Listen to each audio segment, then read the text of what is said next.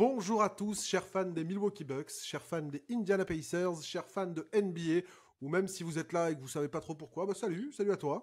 Salut Bertrand également. Salut Nico, salut à toi qui nous écoute et qui ne connaît pas l'NBA du coup.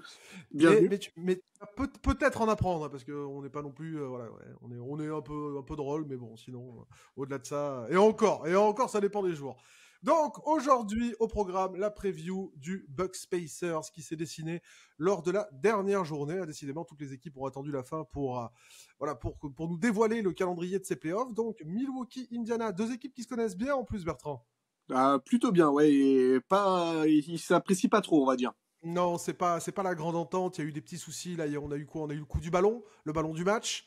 Le coup du ballon, le coup de le signe comme ça de Liberton sur Lillard. La montre, voilà, en in-season, en mode Dame Time, Tyrese Time. Voilà. Voilà, il y a La quelques... signature de James Johnson qui me semble un peu suspicieuse, hein, parce que c'est pas ses qualités de basketteur qui sont allés chercher, j'imagine. Non, mais c'est vrai que voilà, c'est deux équipes qui se sont affrontées 5 fois, majoritairement sur le début de saison. Je crois que la dernière confrontation remonte à début janvier et les Pacers ont battu 4 fois les Bucks. Des Bucks qui, on peut le dire, défensivement, étaient plutôt dans les meilleures charentaises possibles, hein. Ils ont laissé les Pacers prendre cet avantage psychologique jusqu'à l'élimination. Il y a eu d'autres rencontres après, mais l'élimination en demi-finale du in-season qui a envoyé les Pacers du coup en finale à Vegas. Et c'était les Pacers une des belles surprises du début de saison. Ils ont été sur la vague, les Pacers à Liberton quand même. Ouais, bah voilà, c'est comme tu l'as dit, c'est avec Haliburton. Haliburton, c'est un peu, c'est exactement le résumé de la saison des Pacers, c'est-à-dire quand Haliburton va, les Pacers va. Quand Haliburton se rate un peu, c'est beaucoup plus compliqué. Petite stat sur Tyrese Haliburton. Quand Tyrese Haliburton shoot à au moins 40% à 3 points, les Pacers sont en 18-6. Quand Tyrese Haliburton est à moins de 40% à 3 points, les Pacers sont en 22-23. Donc c'est ça aussi qu'il fallait souligner sur le début de saison d'Haliburton. C'était un poignet en feu. Et vraiment, ça a fait du bien, voilà, dans cette. Mais c'est toujours sympa, là, les débuts de saison, tu vois, où il y a des belles histoires qui se racontent. Une season, voilà, c'en était une de celles-là, de belles histoires, et les Pacers nous ont agréablement surpris. En tout cas, voilà, un passif récent entre ces deux équipes. Et Malik Beasley, d'ailleurs, avait dit début janvier au micro de Chris Haynes, on sait qu'on les retrouvera en playoff et ce sera du sale. Ça sera pas joli à voir. Malik, mon ami, on t'attend. On C'est t'attend, marrant, mon petit. c'est marrant ce genre de déclaration. Ils disent on sait qu'on va se retrouver. Tu sais, ça me fait penser à Butler contre Boston. Ouais, l'année prochaine ce sera la même chose, mais ce sera différent. Le résultat sera différent. C'est marrant. Je trouve que l'histoire fait que vraiment ils se retrouvent. Ouais, comme Curry qui dit après s'être fait éliminer en play-in, on reviendra plus fort l'année prochaine, champion NBA. Ah C'est ouais, non, génial. non, là, de toute façon, la J'adore. NBA est scriptée, on le sait, c'est comme Mais ça. oui. Mais évidemment. Donc voilà, donc dynamique des deux équipes. N'hésitez pas les gars à nous dire déjà vous tous vos avis, etc. dans les commentaires. On prend tout, on lit tout. Tout nous intéresse, Bertrand. Tant que ça concerne le basket, déconnez pas les gars. Hein. Pas nous envoyer des débats géopolitiques ou quoi. Hein. Donc, la dynamique des deux équipes. On va commencer par ces chers Bucks. Les Bucks qui, depuis le break, sont en 14-12. En plus, dernièrement, nous ont fait un petit enchaînement de 4 défaites, dont 3 contre Washington, Memphis et Toronto. Normal, hein, histoire de sécuriser la 4e place.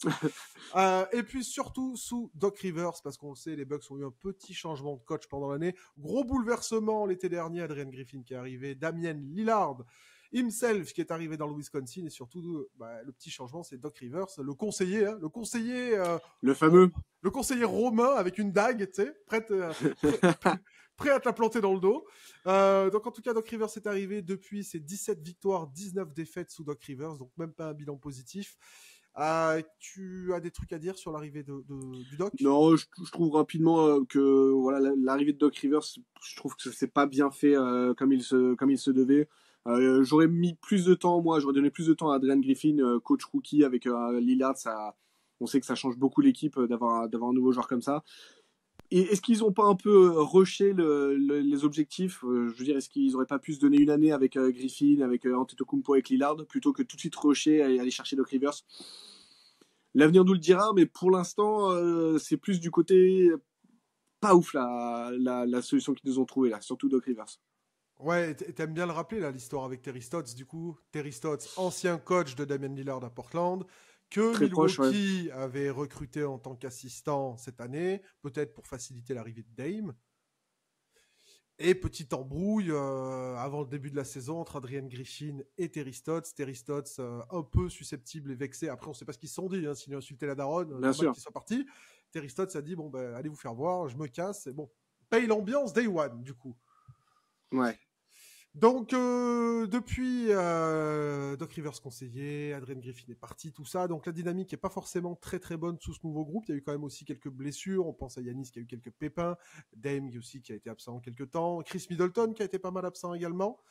Ouais. Il fait du bien Chris Middleton. Hein. On l'oublie, mais il fait du bien Chris Middleton, je trouve quand même. Mais sinon, voilà, une fin de saison un petit peu compliquée. Une saison dans l'ensemble en termes de jeu pas du tout rassurante. Et des Bucks qui arrivent là, on ne sait pas trop dans quel état en fait. Hein. Non, mais c'est ça, c'est ça. Et on sait que, bon, défensivement, ils ont quelques soucis. Patrick Beverley a intégré le 5 de départ très tard, je trouve. Enfin, pour essayer de changer des choses, tu fais pas ça à la dernière minute. Donc, c'est assez bizarre, moi, je trouve, ce qui se passe à Milwaukee. Yanis, pour être totalement honnête, je suis un peu dubitatif sur ses déclarations. Est-ce que c'est lui qui a poussé Griffin à partir? Est-ce Oui, que, oui. ok. Mais tu vois, et après les Bucks sont un peu, comment dire, victimes de Yanis. Hein. Ils sont obligés de dire amen à tout ce qu'il dit puisque c'est leur franchise player, c'est leur superstar et c'est pas tous les jours qu'on a un Yanis dans son équipe. Tu te rappelles de la scène où je sais plus s'ils veulent faire sortir ou rentrer. Yanis n'est pas d'accord avec Adrian Griffin et se lève pour rentrer, etc. En fait, il va contre la Ouais, ouais. décision de son coach. Et avec un coach rookie juste fraîchement installé, j'avais trouvé ça très maladroit. Mais de toute façon, Yanis, moi je vais le dire, et les fans de Yanis m'en voudront pas. Moi, depuis quelques temps, Yanis, il me gonfle un petit peu dans ses attitudes, dans son body language, dans beaucoup de choses. J'arrive pas à le lire. Je le trouve Mais illisible. t'as parlé de les Bucks en chaussons, bah en charentaise, bah Yanis c'est totalement ça. Est-ce qu'il est pas devenu trop gros pour Milwaukee? Est-ce qu'il a pas Mm. pris tout ça comme étant bah c'est bon, c'est chez moi, je fais ce que je veux? Non, Est-ce mais qu'il aurait même, pas besoin d'un petit... ouais, on parle de la défense. S'il y a bien quelqu'un qui est capable de faire bouger le cul à toute une défense, c'est Yanis.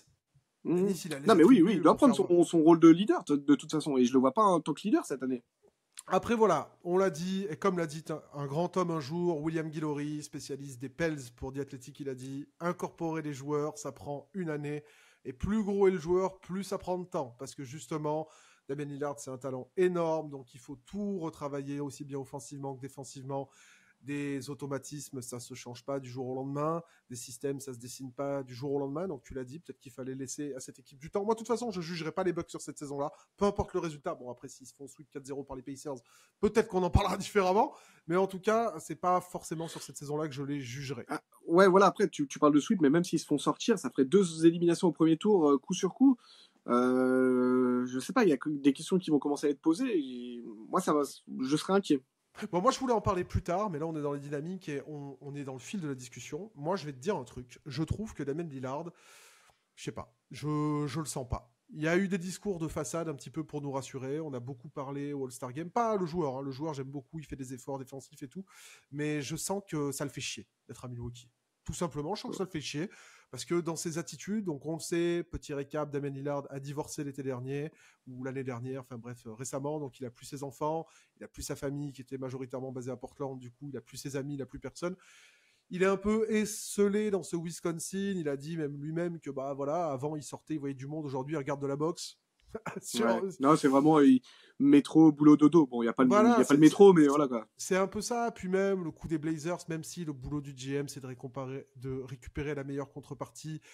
Il voulait aller à Miami, il l'a envoyé à Milwaukee. Je sais pas, dans les attitudes de Yanis, je sais pas, je sens qu'il y a un truc pourri. Ça sent le fake en fait. Quand Yanis dit ouais, c'est l'équipe de Lillard et tout ça, Bah, c'est fake. bah, Non, mais tu vois, mais c'est malsain tout ça. Il y a pas de. Est-ce qu'ils se sont déjà posés entre eux dans le vestiaire et à parler vraiment à couteau tiré? Je sais pas, j'ai l'impression que c'est que de la comédie, du fake, et il y a un petit truc qui me dérange dans cette histoire. bah, c'est surtout que peut-être on se rend compte que au-delà du joueur qui manque, l'homme Jrue Holiday. Ouais, Hein. ouais, après, et on peut aller même continuer dans les what if. Si Chris Middleton n'avait pas loupé une bonne partie de la saison, comment ça serait passé? Parce que lui, pour moi, il fait partie de ces stabilisateurs, de ces joueurs stabilisateurs.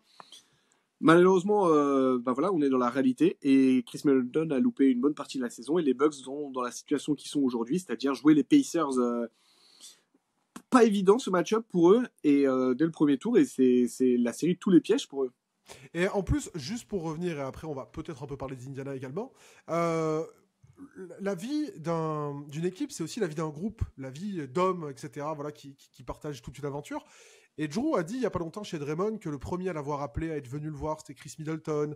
On sait que voilà, quand il est revenu avec Brook Lopez, ils sont vraiment enlacés, etc. Tu vois, genre aussi perdre Drew, pour les fans, pour l'équipe, pour Yanis, c'est peut-être dommageable ou quoi, mais est-ce que ça aurait pas aussi peut-être créé une micro-scission, tu vois, entre des Middleton, des Brook Lopez et Yanis, tu vois, en mode frérot, on avait un truc, t'as un peu cassé le truc là. Alors que Ouais, ouais. une des raisons pour laquelle on n'était pas là, c'est parce que t'étais un peu blessé et c'est toi le leader et c'est, enfin, tu vois, genre des micros, même pas une mauvaise ambiance, mais une incompréhension mutuelle, tu vois. Est-ce que, comme tu l'as dit, le marché, est-ce que Yanis maintenant est pas sur une rampe plus grande en mode, voilà, je veux écrire ma légende et c'est peut-être pas le cas de tout le monde, tu vois, je sais pas. Et surtout, pour en finir vraiment rapidement sur ce que tu dis, bon, on sait qu'il y a Thanasis, donc le frère qui a un travail un peu dissimulé au Bucks, mais qui s'est fait trader à la deadline? Bah, le frère de Brook, Robin Lopez. Donc oui, il avait un rôle totalement, enfin, il jouait jamais, mais comme tu l'as dit, dans le groupe, bah, ça peut créer des tensions. Donc je sais pas. Dites-nous, vous les gars, qu'est-ce que vous en pensez, Dianis? Entre toutes ces déclats, ces comportements, moi, on peut me le vendre, etc. Candidat MVP, etc. Pour moi, Yanis, il l'est pas du tout cette année. Il n'a pas eu le côté valuable d'un groupe qui joue bien, d'un groupe qui est mis en confiance, d'une sérénité absolue qui est dégagée, etc. Ou quoi. Yanis, il fait partie de cette classe d'élite qui posera toujours du 30-10-6 parce qu'il est extraordinairement extraordinaire. Mais voilà, moi je considère pas être ça valuable, c'est être trop fort, être un des meilleurs joueurs du monde, c'est juste, enfin, juste ça. Mais Ouais. dites-nous ce que vous en pensez, les gars, du coup, de un petit peu la situation de Yanis. Si ça se trouve, on va tous fermer nos gueules, ils vont être champions dans 2 mois. Hein. Mais je trouve quand même que, voilà, moi, il y a beaucoup de choses, de relations. Il y a un verre dans la pomme, je trouve. Qui est le verre? Y en a-t-il plusieurs? Je sais pas.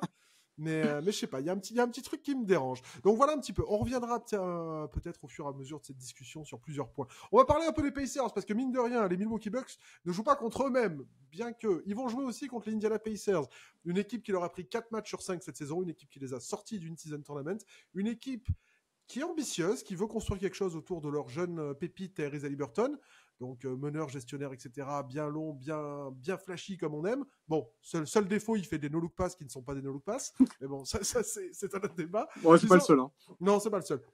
Ils ont récupéré Pascal Siakam, du coup, mon bon Pascalou qui arrive, un joueur polyvalent, un joueur confirmé, juste ou peut-être bientôt la trentaine, Pascal. Donc vraiment, tu as le temps de construire un bout de projet avec lui. Roi du spin move, capable de défendre un petit peu tous les postes. La dynamique des Pacers, c'est que justement, bon, ben, eux, ils sont sur 16 victoires, 10 défaites. On peut quand même contextualiser ça avec l'arrivée d'un joueur comme Siakam qu'il faut incorporer, habituer à. Ils ont par contre, donc les Pacers, on disait, hein, je sais pas, j'avais fait, non, j'ai pas dit que Bruce Brown, Buddy Hield, etc., tout ça sont partis. Bénédicte Mathurin au niveau des bobos sera le grand absent côté Pacers, blessure à l'épaule, fin de saison, la même blessure que Ja Morant pour les docteurs qui nous regardent. Et donc, du coup, voilà, la dynamique des Pacers, qu'est-ce qu'on peut dire? Qu'est-ce qu'on peut dire sur cette équipe? C'est, en tout cas, ça sent la joie de vivre, le groupe est profond. Carlisle, encore une fois, nous prouve que peu importe l'époque, peu importe l'effectif, peu importe qui en est, il arrive toujours à optimiser ses gars. Franchement, c'est un bon taf que fait Carlisle en permanence. Il y a du Nembard, il y a Jalen Smith, il y a beaucoup de joueurs un petit peu qu'on sentait pas forcément portés à avoir une immense carrière qu'il arrive à rentabiliser. Même Aaron Nesmith, par exemple. Aaron Nesmith, qui est peut-être un des Ouais, meilleurs sa meilleure TNT. saison en carrière, Rodney Smith, hein. Voilà, L'un des meilleurs qui, TNT de la ligue. voilà, tout à fait. Donc la dynamique des Pacers, en tout cas, eux, c'est quoi? Ils arrivent sans complexe. Les gars, on vous a tapé 4 fois, on sait comment vous jouez, on n'a pas de complexe d'infériorité, et Ouais, c'est franchement. Milwaukee qui a la pression, clairement, clairement. Donc sur la dynamique, en tout cas, on est vraiment sur deux dynamiques. Voilà, les deux. En fait, les résultats sont pas différents, mais j'ai l'impression que l'atmosphère l'est. Ouais. C'est beaucoup plus sain à Indiana, carrément. Donc voilà, après, petite stat au passage, je sais pas si j'en ai parlé parce que vu qu'on a fait un gros détour par Milwaukee, au pire je me répète, mais vaut mieux l'avoir 2 fois qu'aucune. Tyrese Haliburton, cette saison, les amis, quand il shoot à 40% de loin, c'est 18 victoires, 6 défaites pour les Pacers. À 40%, en dessous de 40%, c'est 22-23. Donc on sait Indiana, voilà, c'est une équipe de feu follet, c'est une équipe qui pétarade, ça shoot, ça fait des passes, il y a du mouvement tout le temps, etc. ou quoi. Donc Indiana est capable de surprendre, après de surprendre sur une série, on va en discuter. Quels sont pour toi, Bertrand, les points forts des deux équipes, ou alors les points forts, points faibles d'une des deux équipes, comme tu veux, tu vas dans... Non, je vais commencer par les points forts des deux équipes. Donc, bah, rapidement, les Bucks, c'est Antetokounmpo. Ouais, c'est le point fort des Bucks. Non, mais c'est simple. Mais il y a un piège dans tout ça. c'est que on sait pas s'il va jouer le premier match, et ça peut être un gros point qui deviendra négatif pour les Bucks.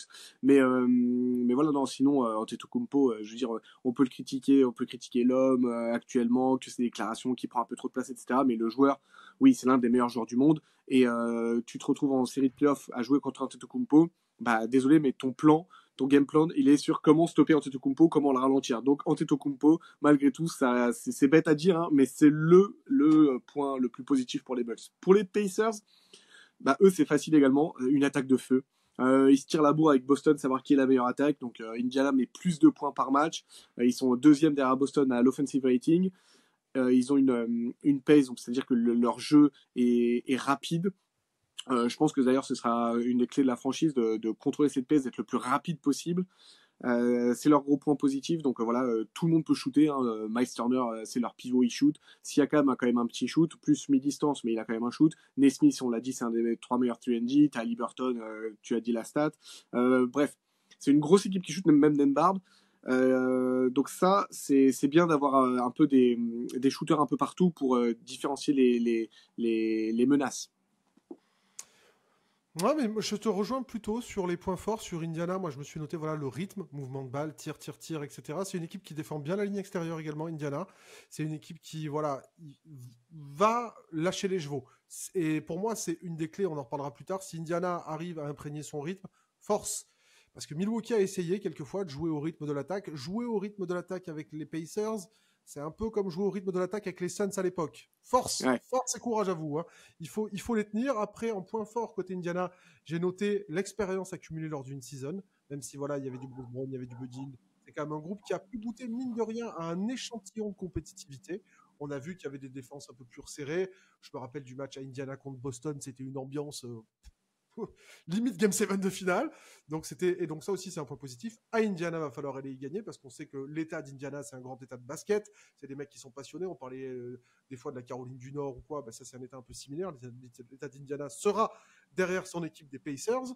Et après, je trouve un petit peu aussi, et ça c'est une force, c'est qu'il n'y a pas de il y a des individus, il y a Siakam, il y a Liberton, mais tout le monde peut participer, tout le monde peut sortir de sa boîte, c'est à toi, c'est à moi, et identifier la menace.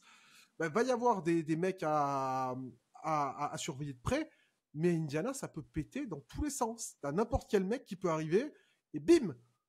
Et donc ça, je trouve que c'est quand même un gros point fort, tu vois. T'as du Obito qui sort de sa boîte, on a parlé de Nesmith, on a de TJ McConnell, on a plein de gars, du Nembhard. Même au fond du banc, t'as Doug McDermott. Attends, Doug. Oui. Eh ben oui, il est revenu. Il est revenu, sûr. Dougie. Il est revenu, Dougie. Putain, ouais, Dougie, ils le font pas assez. Bref, Dougie, vrai Non, mais tu vois, même un mec comme ça, si t'as besoin de quelques shoots à 3 points pour débloquer une situation, bah tu peux compter sur lui. Non, ils ont beaucoup de menaces et ça, Carlisle saura, je pense, s'en servir et saura identifier les joueurs en forme au moment M. Donc ça, pour moi, c'est toutes les forces un petit peu d'Indiana, plus l'insouciance, plus... Ils ont rien à perdre, comme on l'a dit, les Pacers. Ils ont rien à perdre. Ils vont, je pense, prolonger Siakam. Ils sont en train de construire un petit peu leur noyau. Ils en sont au début de leur truc, là. Donc franchement, rien à perdre. Après, les points forts du côté des Bucks, les points forts du côté des Bucks, c'est les individualités. On a dit ça peut sortir de partout, mais c'est vrai que côté Bucks, on a beaucoup de joueurs capables de... Indiana, c'est un ballon qui va circuler et n'importe qui peut prendre feu. Les Bucks, c'est beaucoup de joueurs, selon moi, peuvent prendre le ballon sous le bras, jouer de l'ISO et s'en sortir. On a du Bobby Portis, on a du Lillard, on a du Giannis, on a du Middleton, même Brook Lopez, mais ça c'est un point faible, j'en parlerai après parce que Doc Rivers, ça, selon moi, fait énormément de la merde là-dessus. Mais bon, bref, je trouve qu'ils ont des joueurs individuellement plus forts. Ouais, moins équipe mais plus fort. Ouais, je suis d'accord avec ça. Après, c'est voilà, hein, c'est le job du coach de savoir les mettre en valeur parce que tu peux pas, faire une ISO Bobby Portis. C'est un 5 minutes quand en playoff, je suis pas sûr que ça passe. Hein. Mais et puis même au-delà de ça, ça va peut-être faire ultra bateau de le dire, mais l'expérience. Les Bucks, c'est une équipe. Moi, je les ai pas mal regardés, les Bucks, et il y a des moments, même au cours d'un match, tu vois, quand ils veulent vraiment s'y mettre, quand tu sens que, etc., tu fais, ouais, putain, ils ont quand même des restes de mecs qui sont ultra forts, tu vois. Ils ont les réflexes, ils ont la compréhension du jeu, ils essayent de. Non, moi, je trouve que ça reste une une grosse équipe, les Bucks, quand Mais, même. Tu mais vois, même donc, par séquence, moi je l'ai mis en point faible, mais par séquence, ils peuvent faire des grosses défenses. bien Des sûr, défenses bah, vraiment bien sûr, étouffantes. Mais bien le sûr. problème, voilà, c'est que c'est par séquence. Ah non, bien sûr, et puis même le retour de Middleton. Moi, je pense que les gens n'ont pas assez pris conscience de l'absence de Chris Middleton. Chris Middleton, quand tu as un mec qui peut porter la balle comme il la porte, défendre comme il défend, se créer son tir comme il s'est créé son tir, Et il est clutch. des mecs comme ça, on a l'impression, mais ça court pas les rues. Et les mecs qui courent les rues qui sont comme ça s'appelle des All-Stars. Donc c'est plutôt rare. Donc c'est pour ça que Chris Middleton, pour moi, il faut pas non plus le sous-estimer. On se rappelle quand ils ont été champions, quand Yannis s'était fait, je sais plus quoi, la cheville, le genou, je sais plus quoi, là, contre les Hawks. Il y avait 2 matchs, Chris était là. Donc voilà un petit peu les points forts autour des points faibles du coup. Bah, les points faibles justement des Bucks, alors j'en ai deux. Déjà, c'est quoi l'identité de cette équipe? Tu vois, on en a parlé, genre que sur séquence ils peuvent défendre, mais c'est quoi? Est-ce qu'ils sont meilleurs quand ils jouent rapide? Est-ce que leur style c'est jouer demi-terrain? C'est quoi l'identité de cette équipe? Ils savent attaquer? Ouais, ok. Leur défense, on le sait, leur défense extérieure elle est faible, ce qui impose beaucoup de ensuite d'aide de l'aide, etc. Et le premier rideau, une fois qu'il est passé, c'est plus compliqué. Honnêtement, c'est quoi leur identité réellement à cette équipe? Je n'en sais rien. Les 3 points, ils en mettent pas beaucoup. Hein, ils sont à 14 3 points par match, c'est pas ouf. Pour te donner un ordre d'idée, ils ont le même pourcentage que les Pacers, mais les Pacers en shootent beaucoup moins. Donc, je sais pas. Moi, je suis vraiment dans le flou avec ces Bucks.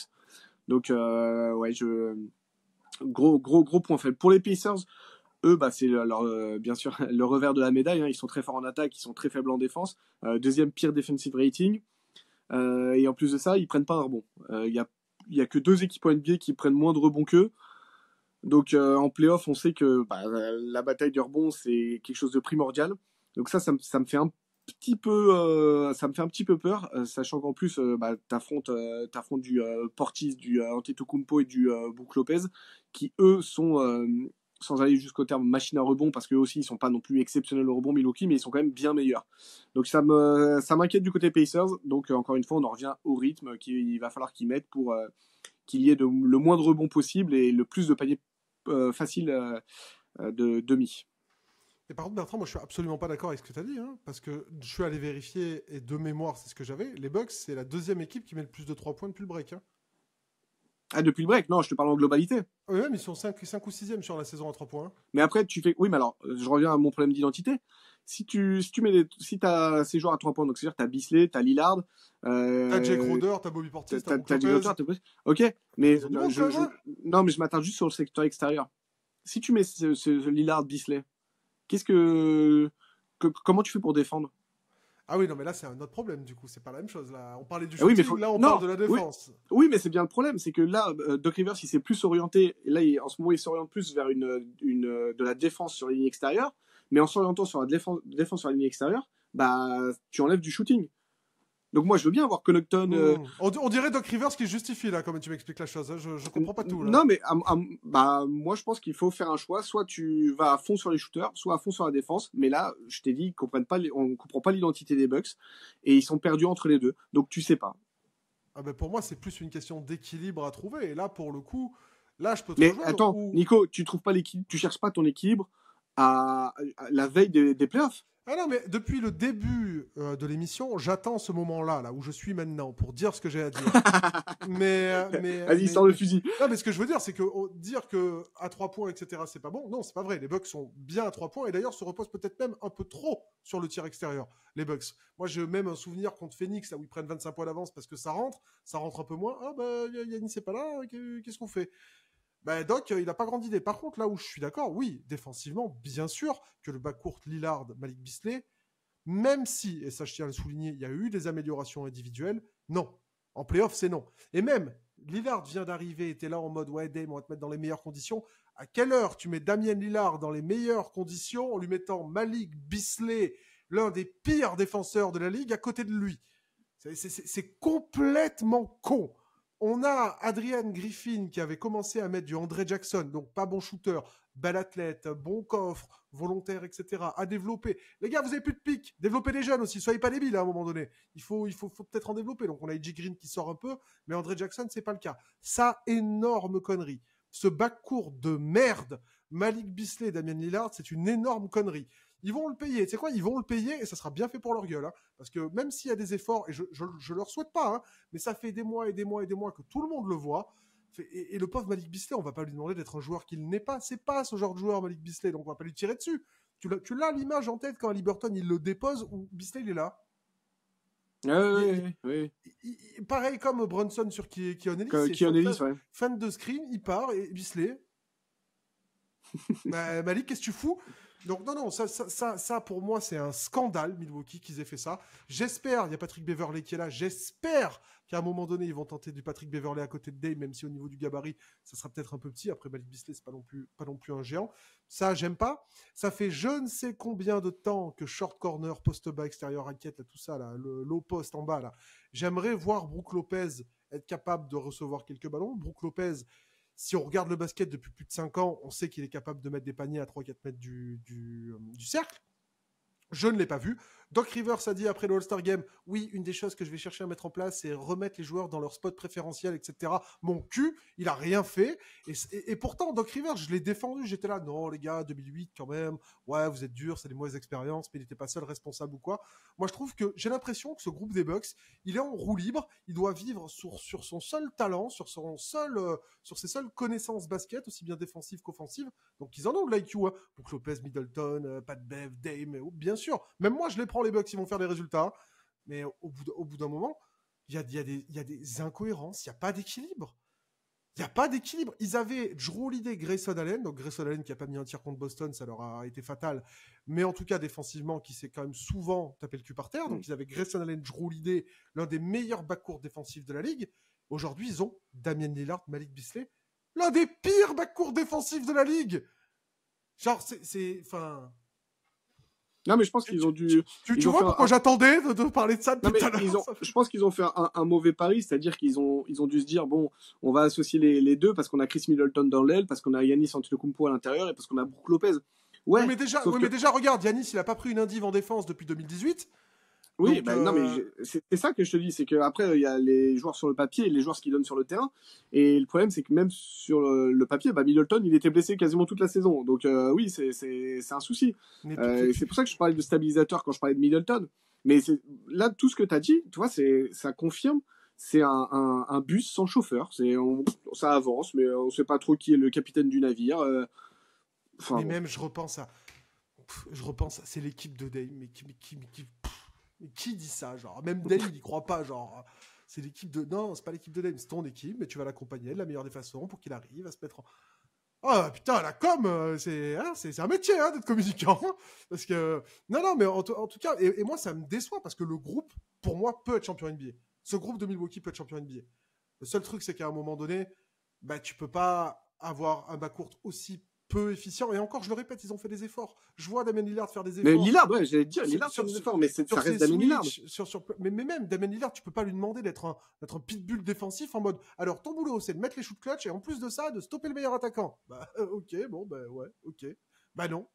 Donc, moi, je suis désolé. Ils avaient Andre Jackson, ou même il y avait, tu vois, le petit, comment il s'appelle, Javonte Green chez toi à Chicago, là. Le rookie, là, qui saute partout, là. Putain, les gars, il y en avait. Il y en avait. Pourquoi vous y êtes? Et ça m'énerve parce que Malik Beasley, je l'aime bien en plus, c'est des joueurs que j'aime bien.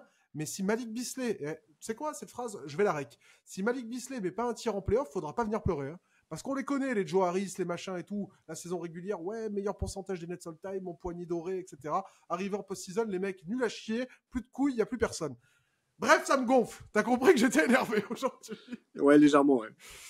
Non, mais franchement, les fans des Bucks, les gars, on voulait même pas. On est d'accord. Franchement, votre équipe, elle a un potentiel de ouf et c'est frustrant en vrai. Moi, je trouve ça frustrant. Ça me frustre. Voilà, ça me frustre. Bref, Giannis aux Warriors, quoi. Me faites pas chier. Waouh. Donc voilà un petit peu les points forts et les points faibles. Je sais même plus où on en est. Écoute, moi, là, on va passer sur nos Factor X. Nos Factor X, c'est l'émission qui va durer 1h30. Tout ça à cause de vous, à cause de toi, Doc Rivers. Tout ça à cause de toi. Vas-y, continue. Faudrait que tu passes chez le doc d'ailleurs un jour. Hein. Ouais, Parce que peut-être. c'est pas bon pour ta tension ça. Hein. Le Factor X, excuse-moi, mais j'en reviens à Chris Middleton pour les Bucks. Chris Middleton parce que voilà. Si on arrive à retrouver le Chris Middleton, capitaine défensif de cette équipe, clutch en fin de match, parce que oui, il y a Lillard, mais avant Lillard, il y avait déjà un mec qui mettait des shoots clutch. Là, t'as parlé de Lillard, on peut pas lui demander de défendre et de mettre des shoots clutch. C'était le boulot de Chris Middleton pendant les 5 dernières années. Donc Chris Middleton, désolé, mais blessé, pas blessé, on s'en fout, c'est les playoffs, mon petit pote. Donc là, va falloir que tu te mettes à défendre comme tu l'as toujours fait, à mettre des shoots. Je te demande pas d'être à 30 points de moyenne, mais voilà, de retrouver un bon équilibre. Et ça va. Alors là, tu vois, si tu as les shoots de ton ami Bisley qui rentre, Lillard et Middleton, là, je peux te dire que ton ami Giannis, il va bien les éclater à l'intérieur. Le Factor X pour les Pacers. Alors là, je me suis pas trop foulé. J'ai pris Tyrese Haliburton. Tu l'as dit, il y a eu le Tyrese Haliburton de début de saison et le Tyrese Haliburton de deuxième partie de saison. Ça a changé du tout au tout pour les Pacers. Là, Haliburton, on ne le reconnaît plus. Là, depuis quoi? C'est All-Star Break.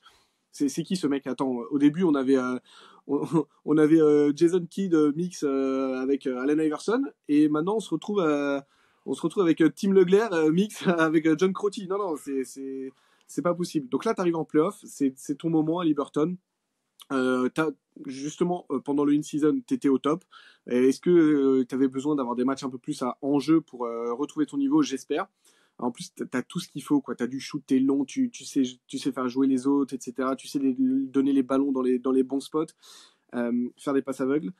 Mais voilà, c'est, je pense, pour moi, le Factor X. Alors, c'est pas la définition du Factor X, mais c'est la définition de ce qui peut tourner pour les Pacers. Oui, non, mais Tyrese, bon, il a un shoot, il a juste pas la mécanique, mais sinon il a un shoot. Après, à Liberton, il y a des petits trucs intéressants à noter sur lui. Je sais pas si t'as vu, il y avait une décla il y a pas longtemps qui est sortie, j'ai plus tout en tête, mais en gros, chez le psy, il avait parlé que, voilà, c'était pas forcément évident, la reconnaissance, tout ça, tu vois, que des fois, être une superstar NBA, c'était pas Ah oui, non, mais alors, facile. attends. Là, maintenant, on est en playoff, tu te mets dans ta bulle, on en a rien Non, à non, non, foutre et non, on non, oublie tout ça. non, non, mais je finis juste là-dessus. En mode, là, il a quand même vécu à Liberton une espèce de projection médiatique de malade, tu vois, en début de saison. Et je pense que c'est des choses qui peuvent impacter les joueurs. Ça, plus, mine de rien, tu sais, il a couru après son bonus de 41 millions, je crois, contractuel, s'il finit dans l'NBA, etc. Sur cette saison, il a des bonus. Vous savez, il y a des bonus contractuels Qui se débloque, ouais. voilà, quand il signe des extensions, etc. Donc, avec sa blessure, il s'est fait les ischios, tu sais, l'image est terrible, il sort porté par ses mates, etc. et tout. Donc, la vague médiatique qu'il a pris pleine gueule, plus voilà, être perturbé par le fait de se dire putain, il faut que je joue mes matchs mais il faut que je joue 20 minutes parce que mes ischios, mon contrat, tout ça. En fait, est-ce que sa baisse de régime vient pas aussi du fait qu'il y ait moins d'instinct, tu vois, il y ait moins de naturel? Début de saison, il était relâché à Liberton, il s'en foutait, c'est allez, on marche sur l'eau. Et après, voilà, quand tu as une surmédiatisation et des enjeux contractuels qui rentrent dans ton crâne, peut-être que tu vois, tu te poses plus de questions, tu es plus hésitant. Donc c'est peut-être ça aussi qui l'a fait un petit peu douter, mais moi je suis d'accord. Si Tyrese Haliburton retrouve sa vague d'une season à Indiana. Mais c'est une équipe kiffante, Indiana. Moi, j'aime bien. On parlait il n'y a pas longtemps des Blazers comme une équipe référente un peu en NBA. Les Pacers, c'est aussi un peu ça. Hein. C'est une équipe qu'on aime bien, les Pacers. Ça fait longtemps qu'ils sont là, qu'ils ont toujours été plus ou moins compétitifs. Il y a eu des cycles de compétitivité récurrents à Indiana. Donc, on leur souhaite en tout cas que celui-là en soit un nouveau. Mais Factor X à moi, excuse-moi. Et ils m'ont chauffé. Doc Rivers, il m'a chauffé là aujourd'hui. Je sais pas pourquoi. Parce que je t'ai défendu en plus, Doc. Hein. Bref. Mais Factor X à moi. J'ai Monsieur Bobby Portis, définition même du Factor X côté Milwaukee. Quand Bobby Portis marque 20 points ou plus, les Bucks sont 10-4 et il a tendance à pouvoir prendre feu de manière démesurée, l'ami Bobby. En plus, voilà, il a tout le package, la salle qui scande son nom, ses yeux qui sortent, voilà, ses yeux qui sortent de leur orbite. Enfin, il a tout pour lui, quoi. Et je n'aurais pas dit ça comme ça, mais à Chicago, bon souvenir, Bobby Portis pour toi. Hein. Très ouais, pour Nikola Mirotic, oui. Voilà, pour Nikola Mirotic. Et enfin, alors là, c'est un Factor X surprenant que j'ai du côté d'Indiana. Parce que j'avais mon chouchou TJ McConnell qui en sortie de banc peut vraiment amener sa grinta, son hustle, son IQ pour créer des différences, etc. Alors lui, concernant le backcourt des Bucks, il va s'amuser, hein, TJ McConnell. Mais j'ai pris monsieur Isaiah Jackson parce que j'ai de très très bons souvenirs sur l'échelle de compétitivité in-season d'Isaiah Jackson où je trouvais Miles Turner tellement naïf sur ses rotas, sur ses sorties, sur tellement de choses. Miles Turner un peu surcoté défensivement à mon goût, je sais qu'au tien aussi, hein. Ne ment pas. Je sais. Non, mais si, totalement, parce qu'il a des belles lignes de stats, il fait beaucoup de blocs, mais il en laisse beaucoup passer de l'autre côté, donc ouais, compliqué. Et en tout cas, Isaiah Jackson dans la rim protection, je le trouve très intéressant. Et je pense que ça pourrait être une belle carte à jouer contre Yanis et compagnie près du cercle. Donc, pourquoi pas. Et je sais que Rick Carlisle n'hésitera pas à sortir un joker de sa manche. Oui. Donc voilà, un petit peu. Après, McConnell aussi quand même, parce que c'est le sang de la veine. Mais Isaiah Jackson, j'aime beaucoup. Donc voilà un petit peu les facteurs X.